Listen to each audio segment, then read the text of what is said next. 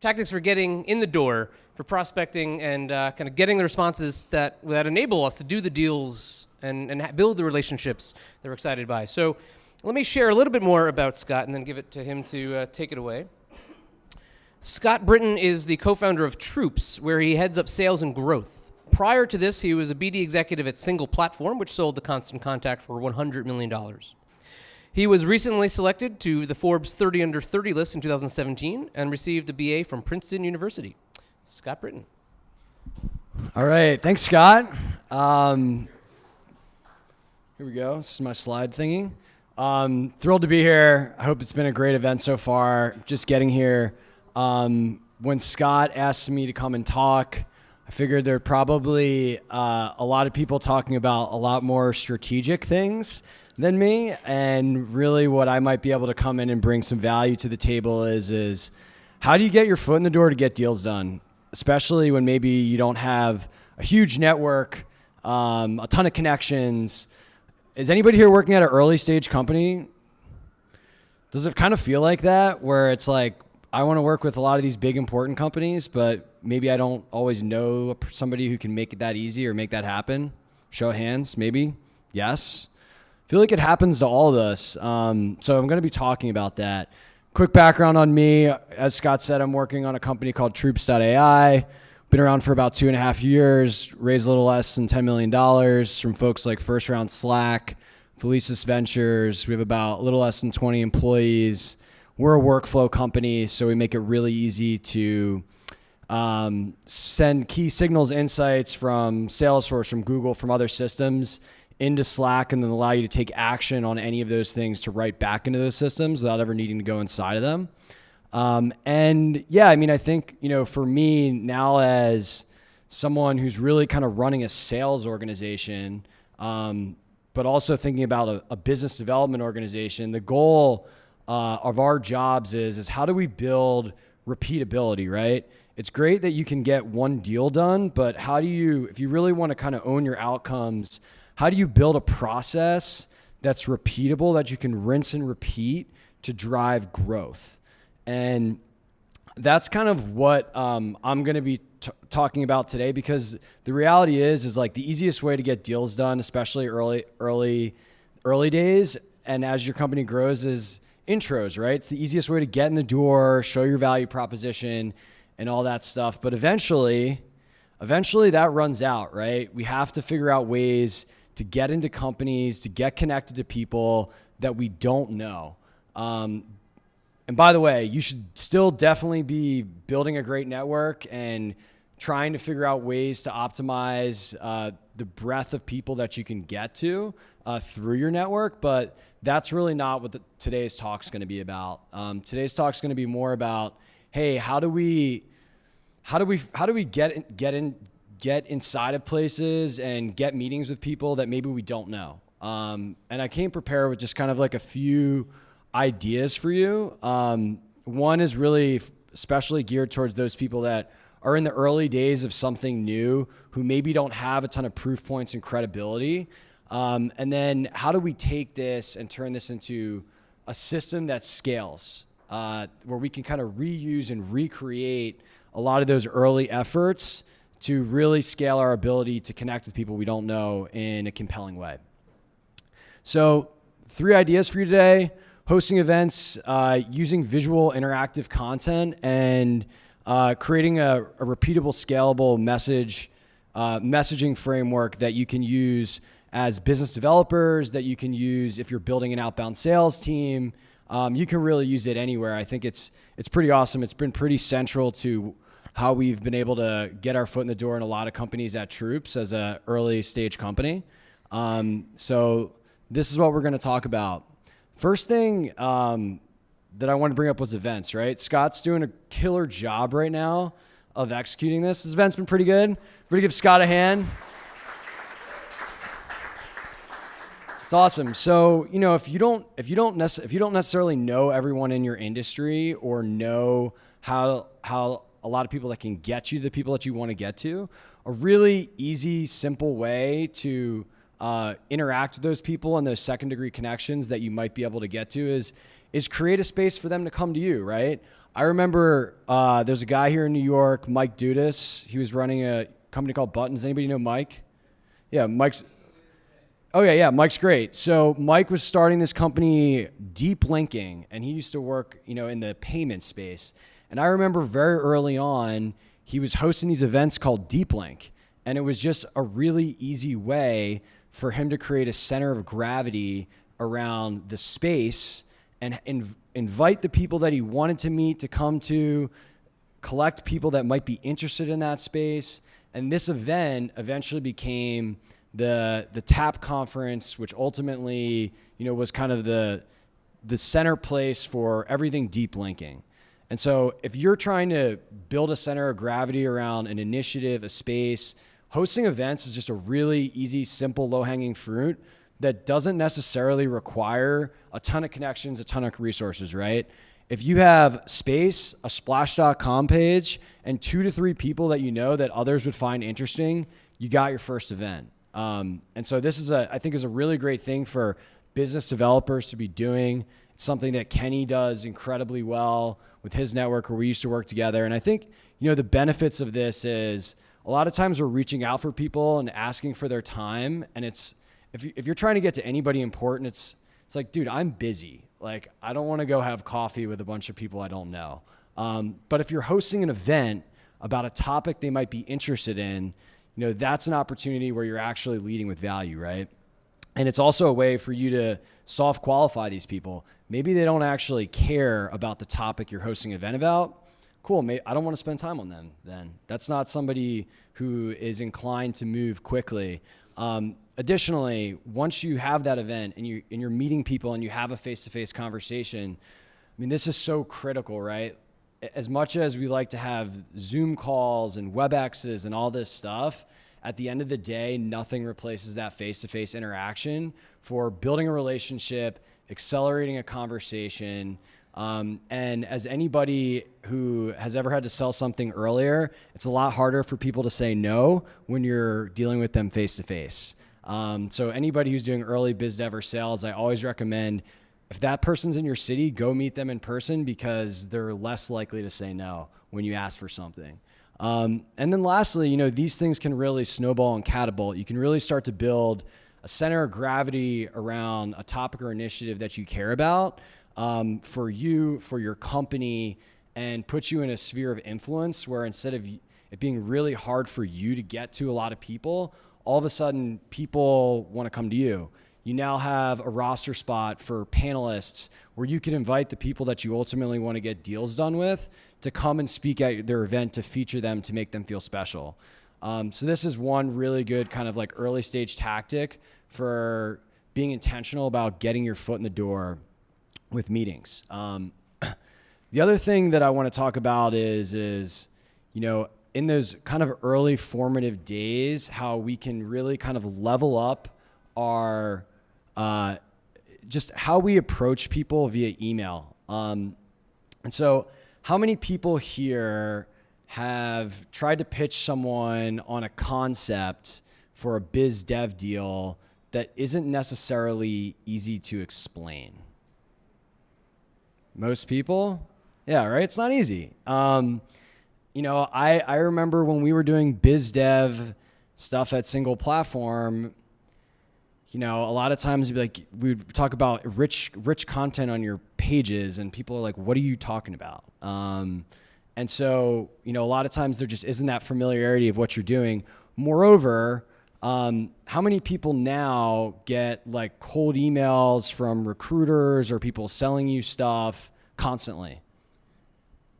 Yeah, constantly, right? And what that means is it's much harder to use that channel to get to people. There's been saturation of that channel with all this automation technology where you can dump 500 email addresses and each one of those people gets 5 follow-ups. Now all of a sudden it's become way harder to compete in that industry. So something that we've been doing at my company that I would do when I was at Single Platform to get meetings is really recognize that a lot of times we need to take that extra effort to create some type of visual representation of what we're talking about and deliver it in a compelling way. And so ways to do this that you can use over outbound cold email, through your actual conversations and presentations with people are actually go onto people's websites and make HTML adjustments to simulate what a partnership might look like, especially if you're an integrations company. I'll show you some fun things. I was messing around with Scott's website last night as an example of that. There's some amazing software out there right now that you can essentially send live videos to people over email. Vidyard is one that we use. There's Wistia. There's a couple other ones. I put together a little video that we can watch so you can see what I mean. And also use things like InVision, right, to create mock-ups, right? You're trying to sell a vision and a dream to somebody, and a lot of times a blurb of text is just not going to be able to communicate that well as, hey, this is exactly what our partnership would look like if we were to work together. This is that button on your page that's going to increase click-through and drive revenue. This is what that email newsletter that's going to go to X thousand people that's going to create value for audience. This is what it's going to look like. And so a lot of times it's our job to make it as easy as possible to do that stuff. And so this is Scott's website. And I wanted to do a little example on, maybe I was a biz dev person, trying to build a network of add-ons to event websites, as just an example. And so I see Scott's website, or I see this partner's website. What I can do is, using Google Chrome, I can inspect the element and adjust the page, the actual HTML on the page, so to make that page say whatever I want, right? So in this example, I was saying, all right, what if I was trying to sell Scott on the idea of, instead of clicking to reserve, you had a movie theater seat picker type experience that you could have on all your event pages, so you could reserve your seat for where you're going to sit in the conference. Because we know that if we do that, people are more bought into the event. They know where they're going to sit. It feels more exclusive. That's what I'm selling. So what I did was, I went on Scott's website in Google Chrome. I right-clicked, click inspect element. I changed the text from RSVP to click to digitally reserve your seat. And then I added a little web image, like a movie theater where you would pick your seat. And now I have this piece of collateral that maybe Scott, who gets 150 emails a day from people he doesn't know asking for his time and energy, now I at least have a visual representation of, hey, this is why this might be interesting to you. And this, am I running out of time? No. Is that my cue already? And so this is an example of how it might be really, really easy for you to kind of show the vision you're trying to sell, right? So this is step one. Step two is, how do we deliver this to someone amongst this sea of noise to get them to actually pay attention to it? And so we use a software called Vidyard, where basically what it is a really quick, simple way to do a screencast and also have one camera be focused on you as a talking head, so that you're actually delivering almost like a quick video message to someone. And the amount of increased response rates on these positive reactions that we get is sensational. And so I put together, instead of emailing somebody I don't know and be like, hey, wanting to do, hold on a sec, Scott, hold your horses. Instead of emailing somebody something and saying, hey, did you ever think about, doing XYZ, would love to grab a quick 20 minutes on your calendar or coffee or whatever it is, what we would do is take the extra 5 minutes. You could just go back to that link. It's not a big deal. Send the extra 5 minutes and say, hey, I made this special video to you. We've been seeing XYZ results. I thought it might be interesting. And immediately, as soon as Scott opens that email, he sees his website and he sees this little dude on the bottom left. And that's going to get his attention. And so this is just an example of kind of what it would look like. We could play it for like 10 seconds. Hey Scott from Troops.ai here. Hey, I was really excited to see that you're hosting an event, and I wanted to talk to you about our new event integration platform. And how we help companies is basically make it really easy for them to extend the flexibility of their platform in a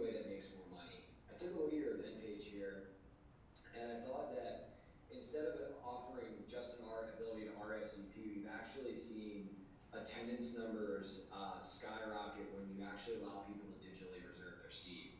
So I just wanted to show you an example of what that experience might look like, where instead of offering not only just RSVP, you actually could come, pick your seat, know where you're going to sit, and have, instead of 50% of the people attend, 80 to 90 people, because they know exactly where we're going to sit. And this would just pop up a simple map where people could pick their seat, kind of like a movie theater. This sounds interesting. I'd love to talk to you about how we've done this with other companies and why it's so powerful. I'm going to shoot you an email right now so you have all that information, and we can follow up from there. So look, this is like, I made this at 10 o'clock last night. It's probably not the best idea, but the example is that, look, we can step it up, right? We can take the extra effort, and people watch these, right? Somebody sends you a video, they're going to watch it. So this is one example of like how you can use more interactive, engaging context than just a blurb of text to arouse interest and to get people excited about what you're doing, especially people that you don't know. So look, benefits, much higher response rates. These do not take a long time to create. And it's just much, much clearer when you say, an enhanced event platform, like what are we actually talking about? So all you need for this, Vidyard has a free plugin. That's free. What I just showed you, you can create that for free. Chrome, Gmail, pretty basic stuff. So now that you kind of have like a few ideas of like how to start getting these deals done, I wanted to quickly talk about how to turn this into a repeatable process. So I think, look, it depends upon your BD motion. Like a lot of people, there's a world of 20 companies to do a deal with, and that's it. That's fine. For our world that we were in, there's potentially 500 to 1,000 partnerships that we could have done. So how do we basically get in touch with these people at scale in a way that's personalized, that makes us makes us appear in the market like very thoughtful people, not just a bunch of people that are blasting and spamming people, right? And this is what we do, by the way, for our sales development motion right now. It's essentially a messaging framework that does two things. One, it makes it very, very easy to appear personalized and relevant, and regardless of who you're talking to. The second is that basically it allows you to start to like a forcing function to capture things as part of your deals that are credibility indicators or proof points that you can use at a future place and time. And so the basic framework is you write an email to somebody, you have like a personalized subject line and first sentence, and then you have this composable message journey that's basically telling a story that you can adjust regardless of who you're talking to. And the idea is you want to map lookalike personas, lookalike customers with the lookalike things they care about. So if I'm reaching out to a founder of a company, I might reference a founder. If I'm reaching out to the SMB restaurant vertical, I might reference another restaurant company. And this way, and what you do is you pair that against the prospect that you're talking to. So regardless of what vertical you're talking to, you basically have a matrix where you're constantly referencing a person with the same title, a company with the same vertical, and someone with the same pain that they likely have across all your swath of prospects that probably care about very, very different things. So the framework is, hey, this person at this company had this thing, this challenge. Their old approach was doing it like that, like X, but this is what was happening. What they realized was they needed something, which is your unique differentiator. And working with us, they've been able to drive X tangible, measurable result, resulting in this bigger, broader initiative. And I know this sounds kind of like abstract right now, so I put together one with Scott where if I was reaching out to a founder of a conference company that cared about getting more people into events, I would use Scott as an example, and I would say, Scott Pollock, founder at Firneo, had trouble getting people actually to attend his events even after they already committed. His old approach was RSVPs with email reminders. Sound familiar? But people barely looked at them, and a lot of times people just wouldn't show up even after they already RSVP'd. What he realizes is that he needed to get people bought into the experience as early as possible in the sign-up process. Working with us, they'd be able to drive a 20% lift in attendance, resulting in much faster growth of their audience. And so this is kind of how I would take this, and I'd redact it to the person that I'm talking to. But the point is as we're doing these early deals, you want to capture what was the business initiative, not just what was like the very specific business initiative. So they wanted to get more page views. They wanted to make more money. They wanted to drive higher click-throughs. What were they doing before? Why was that sucking? What are the implications of not getting that right? And then what are your unique differentiators? What are the results that you were what were the results that you drove? And then how did that affect the business at a higher level? So we're actually talking about broad level business outcomes. And so what we do is every time we close a deal, we literally capture this stuff. And we also capture who signed the deal, who is our sponsor of the deal on the contract, who is the person that was signed, who's the champion.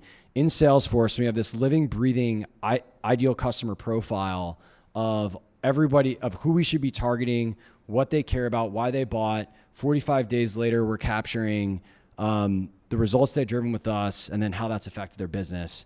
And we just have this litany of customer stories where we're now just constantly talking about, oh, XYZ did this, and now they do this, and now this awesome thing happened.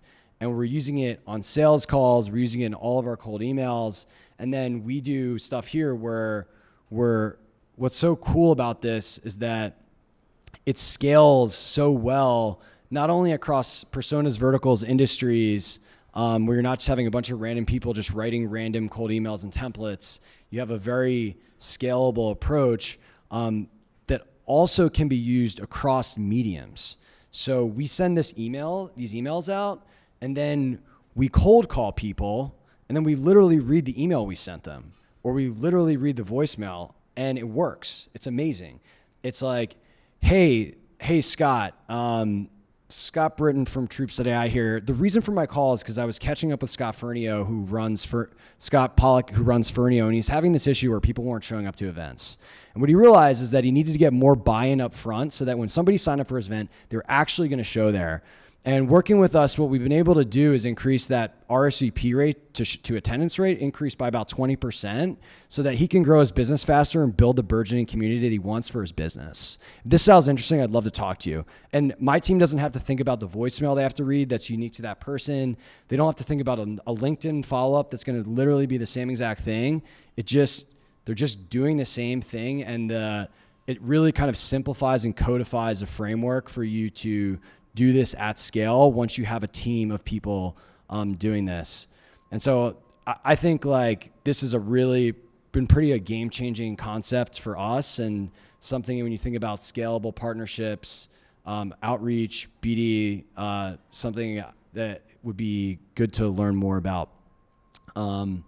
So takeaways, that was a mouthful. Build a community in the early days. Events is a great way to do that. Show versus tell.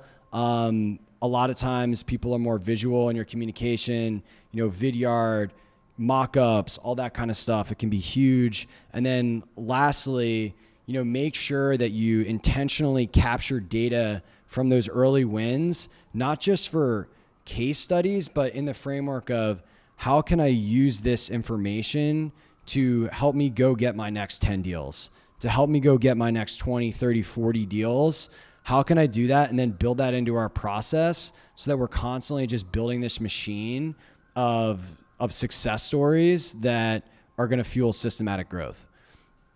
So that's it. Hopefully that was helpful. If anybody wants to talk more about this stuff, I don't know if we're doing questions, if that's a thing.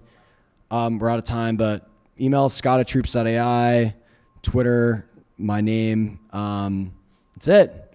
Thanks.